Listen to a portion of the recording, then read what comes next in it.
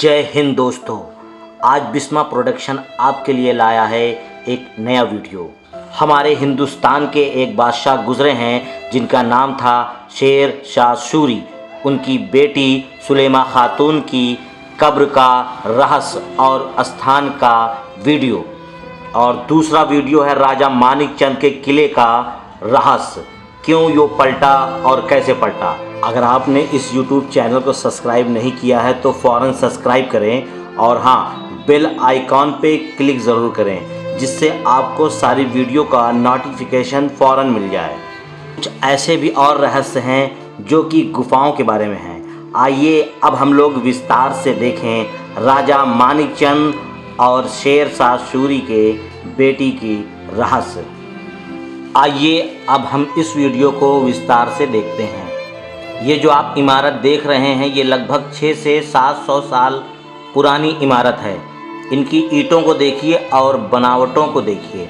शेर शाह सूरी की बेटी सुलेमा खातून का यहाँ पे कब्र है जो आप ये देख रहे हैं। बहुत ही इमारत कितनी पुरानी गिरी पड़ी सी है। और आप ये देखिए कि उस जहाँ उनकी कब्र है उसका ये गुंबद है जो आप गुंबद देख रहे हैं। इसमें कहते हैं कि पहले सोने का कलश लगा हुआ था जो कि चोरी हो गया। और आइए अब हम लोग अंदर चलते हैं और अंदर चल के देखते हैं। ये अंदर का नज़ारा आप जो देख रहे हैं नीचे से, ये गुंबद है, इसको घुमा घुमा के खींचा जा रहा है। और ये जो राइट साइड में जो आप कब्र देख रहे हैं ये सुलेमा खातून की कब्र है। और ये जो आप देख रहे हैं ये डोली है। ये डोली में आना जाना हुआ करता था सुलेमा खातून का। ये दो डोली इस तरीके की है कि एक से ये जाती थी और दूसरे से आती थी, यानी लौटती थी। आइए अब हम लोग देखते हैं राजा मानिक चंद का किला जो कि आप देख रहे हैं। ये गंगा के किनारे ये किला बना हुआ है। आज भी ये किला गढ़ी मानिकपुर में स्थिर है। तहसील कुंडा, जिला प्रतापगढ़, उत्तर प्रदेश में ये आता है। ये लखनऊ और इलाहाबाद राजमार्ग पर अब हम लोग चल रहे हैं किले के अंदर। यानी ये है किले का रास्ता जो कि अलग से इसको गवर्नमेंट ने यानी टाउन एरिया मानिकपुर ने बनवाया है।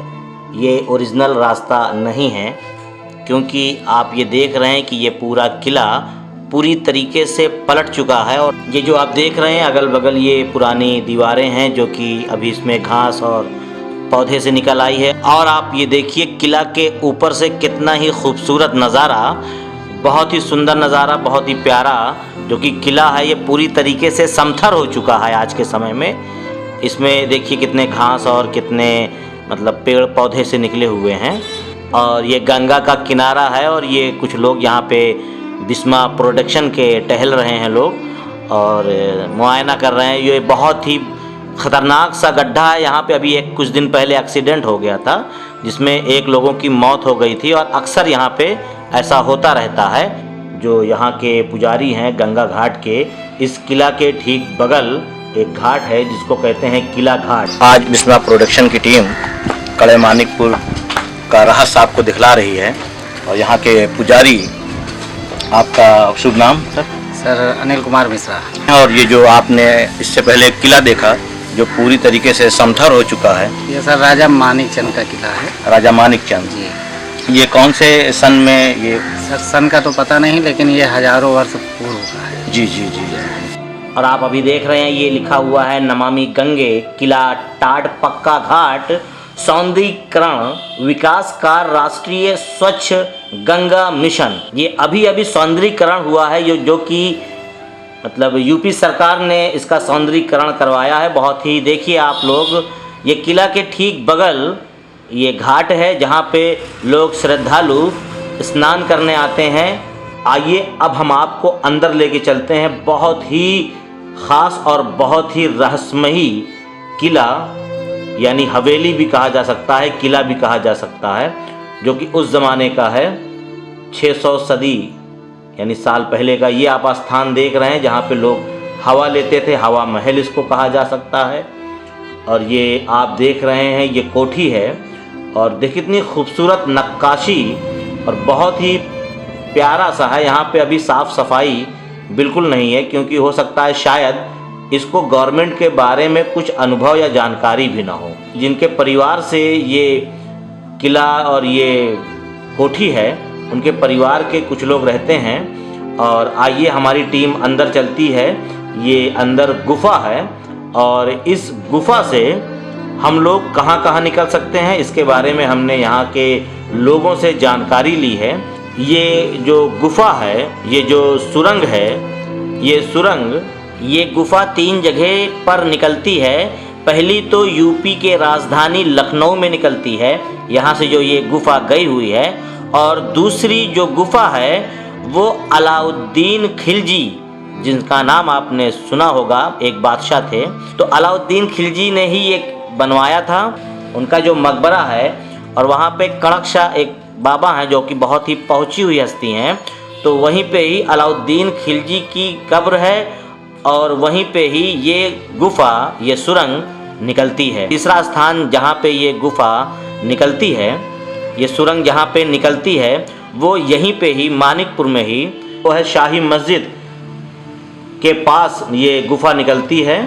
और ये आप देखिए कितना प्यारा ये भारजा और सारी चीज़ें बनी हुई है। आइए अब हम चलते हैं। ये मदरसा एक है जो कि मानिकपुर में ही है और ये उनकी लाइब्रेरी है।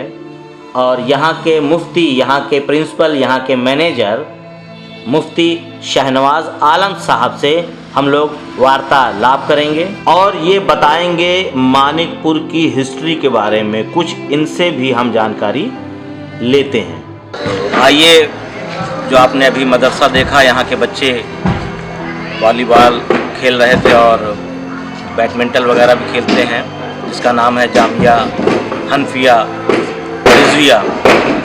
उनके मैनेजर प्रबंधक जनाब शहनवाज आलम अजहरी साहब से बिस्मा प्रोडक्शन की टीम आज बात करती है और उनके जो इरादे हैं, उनका जो एम है, उनका जो टारगेट है इस मदरसे को लेकर के, वो अपना आप बयान करते हैं।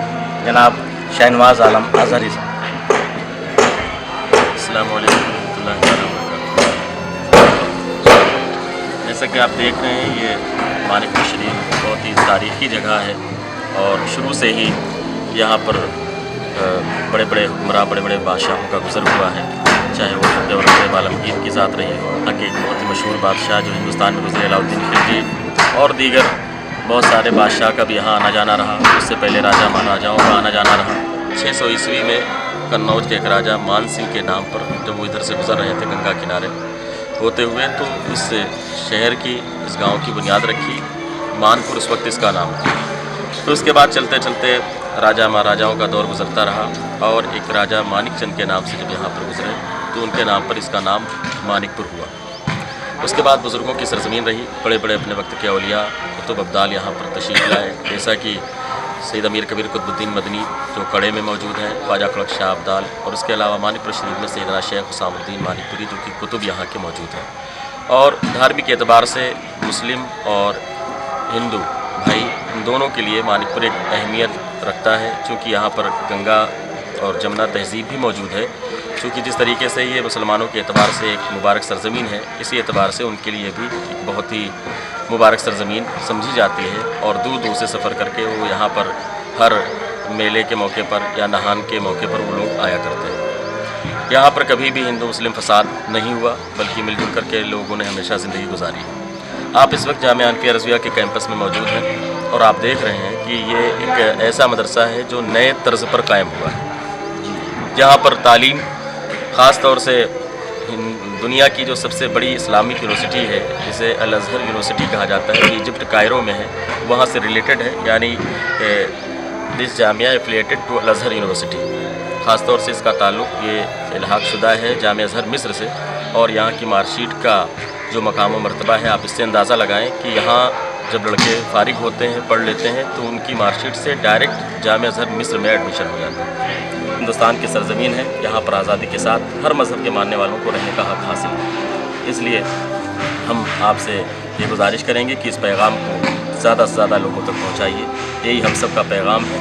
कि एक अच्छे इंसान बनिए और दूसरों के साथ हमेशा भलाई कीजिए, और इंसान ही के साथ नहीं बल्कि हमारा पैगाम ये है कि आप जानवरों के साथ भी भलाई करें, बिला वजह उनको भी ना मारें, बल्कि उनके साथ जो कर सकते हैं अच्छे से अच्छा सलूक करने की कोशिश करें। ये यूनिटी, ये इत्तेहाद, गंगा जमनी तहज़ीब, जिसकी बुनियाद पर हिंदुस्तान आज पूरी दुनिया में मशहूर है। और आज भी अगर मिलजुल करके हम इस बात को इरादा कर लें कि मिलजुल करके हमको इस पैगाम को आगे बढ़ाना है और इस पर अमल करना है, तो हिंदुस्तान फिर एक सुप्रीम पावर की सूरत में पूरी दुनिया में जाना जाएगा। और यही दुआ है कि अल्लाह रब्बुल इज़्ज़त हिंदुस्तान के तमाम लोगों को अपने हिफ्ज़ व अमान में रखे, इस हिंदुस्तान की हिफाजत फरमाएँ। अस्सलामु अलैकुम व रहमतुल्लाहि ताला व बरकातुहू। अभी आपने देखा और सुना,